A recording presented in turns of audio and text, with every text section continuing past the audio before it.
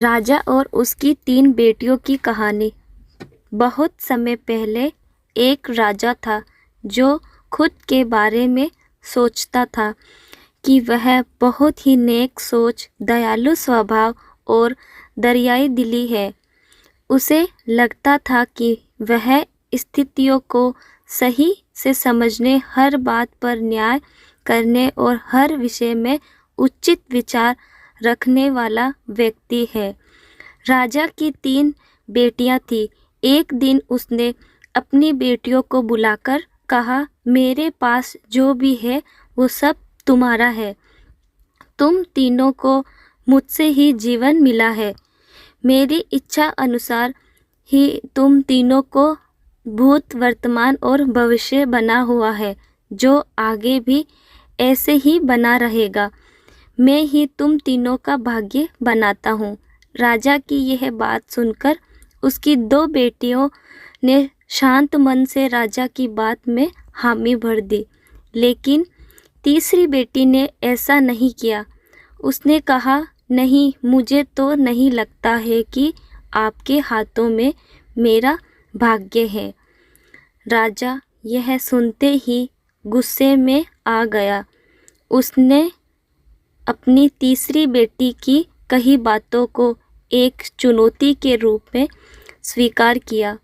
उसने खुद को अपनी तीसरी बेटी के सामने सही साबित करने की ठान ली और उसे जेल में बंदी बना दिया। इस वजह से राजा की तीसरी बेटी कई सालों तक जेल में ही बंद रही। राजा और उसकी बाकी की बेटियां राजसी जीवन जीते रहे। राजा मन ही मन सोचता है कि यह मेरा ही हुक्म है जो मेरी जिद्दी बेटी जेल में कैद है। लोगों को भी यही लग रहा होगा कि राजा का ही हुक्म है जो उसकी बेटी को ऐसा भाग्य मिला है। उसकी प्रजा के लोग भी यही सोचते थे। उन्हें लगता था कि राजा की तीसरी बेटी ने ज़रूर कोई गलत कार्य किया होगा, तभी उसे जेल में कैद करके रखा गया है। वरना कोई भी पिता अपनी बेटी के साथ भला ऐसा क्यों ही करेगा। राजा कभी कभी जेल में कैद अपनी तीसरी बेटी से मिलने के लिए जाता था। उसकी बेटी बहुत कमज़ोर हो गई थी, लेकिन अभी भी उसके विचारों में कोई बदलाव नहीं आया था। मगर राजा अपनी कमज़ोर होती बेटी की हालत और नहीं देख पा रहा था। एक दिन उसने अपनी तीसरी बेटी से कहा, इस तरह से तुम्हारा जिद करना मुझे बहुत गुस्सा दिलाता है। अगर तुम इसी तरह मेरी आंखों के सामने रही तो गुस्से में मैं न जाने क्या कर बैठूंगा। मैं तुम्हें मौत की सज़ा भी दे सकता है, लेकिन मैं एक अच्छे दिल का हूँ, इसलिए मैंने सोचा है कि तुम अब मेरे राज्य के पास के ही एक जंगल वाली ज़मीन पर जानवरों के साथ रहोगी। राजा ने आगे कहा, उस जंगल में सिर्फ उन्हीं लोगों को रखा जाता है जो मेरे आदेश का पालन नहीं करते। तुमने भी अपनी जिद की वजह से मेरी बात नहीं मानी, इसलिए तुम भी अब वहाँ मौजूद लोगों के साथ अपना पूरा जीवन काटोगी। इसके बाद तीसरी बेटी को उस जंगल की ज़मीन पर रहने के लिए भेज दिया गया। वहाँ वह फल और सब्जियाँ खाने और एक गुफा में रहने लगी। उसके पास पीने के लिए झरने का पानी और ठंड से बचने के लिए सिर्फ सूरज की धूप का ही सहारा था। वहाँ की खुली हवा में रहते हुए और फल फूल खाते खाते वो जल्द ही पूरी तरह से स्वस्थ हो गई।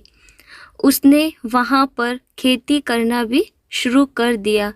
गुफा को उसने घर की तरह सजा लिया और खुशी खुशी वहीं रहती थी। एक दिन वहाँ पर एक भटकता हुआ राहगीर आ पहुँचा। उसे देखते ही देखते राजा की तीसरी बेटी से प्रेम हो गया और दोनों खुशी खुशी वहीं रहने लगे।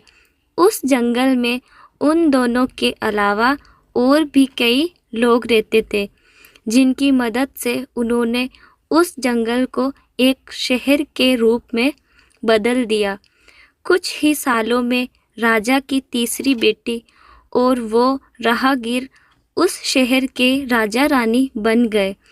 अब उनके शहर की चर्चा दूर दूर तक होने लगी। जैसे ही उसकी जानकारी राजा को मिली, वह उस जंगल में सब कुछ देखने के लिए पहुंच गया।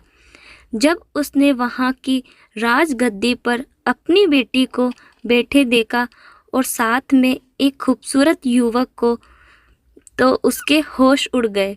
राजा की बेटी ने अपने महल में अपने पिता का पूरे सम्मान के साथ स्वागत किया। उसने अपने पिता से उसके बुरे बर्ताव व फैसल के लिए कुछ भी नहीं कहा।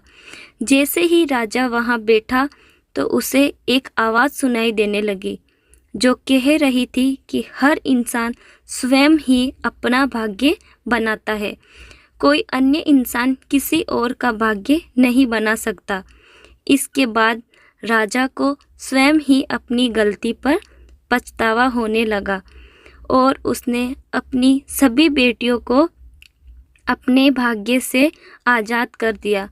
उसने अपनी तीनों बेटियों से कहा, भले ही तुम तीनों का भाग्य मेरे हाथों में है, लेकिन हर व्यक्ति खुद ही परिस्थितियों के अनुसार अपना भाग्य अच्छा व बुरा बना सकता है। कहानी से ये सीख मिलती है कि राजा और उसकी 3 बेटियों की कहानी हमें ये सीख देती है कि कोई भी व्यक्ति किसी का भाग्य बना या बिगाड़ नहीं सकता।